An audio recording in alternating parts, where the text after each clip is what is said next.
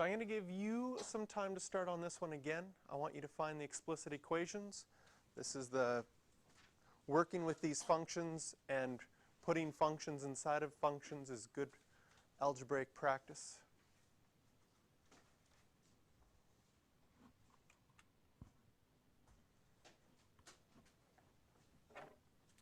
So for the first one, you would have g of 1 over x plus 3, and g squares whatever you put in, then you minus 4 times whatever you put in. So this would be an explicit equation. If you wanted to multiply this out a little bit, you could.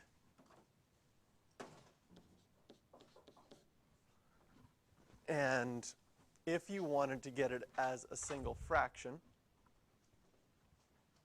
you would need a common denominator. Can you see that here, if I wanted a common denominator, I'd have to multiply the top and bottom by x plus 3? I mean, this would be fine. This is an explicit equation. You wouldn't have to simplify it any more than this.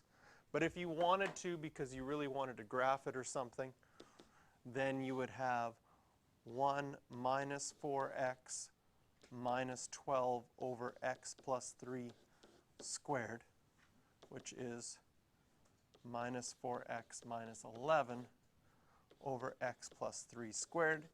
And then if you wanted to graph this, you would have to go to our previous unit and say, do we have any non-permissible values? Yes.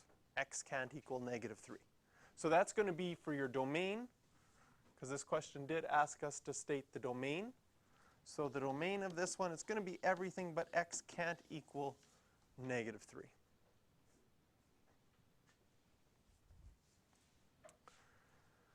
And then if you wanted to graph it from our previous unit, you'd have a vertical asymptote at x equals minus 3. You'd have a horizontal asymptote at x equals 0. You could find out your x-intercepts and y-intercepts and get the basic shape from there. For part B, f of g of x, f of x squared minus 4x, and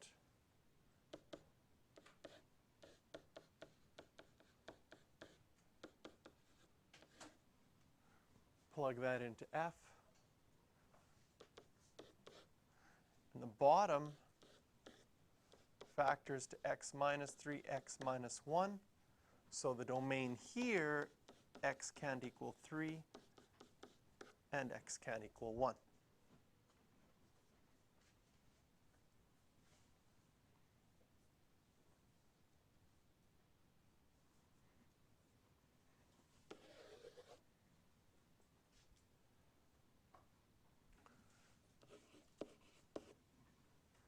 And ones that are similar to this one is just question 6D. I'd like you to start that. I'd like to go over that one together, just because it's a little bit different. It's got fractions inside of fractions, so it's some good practice.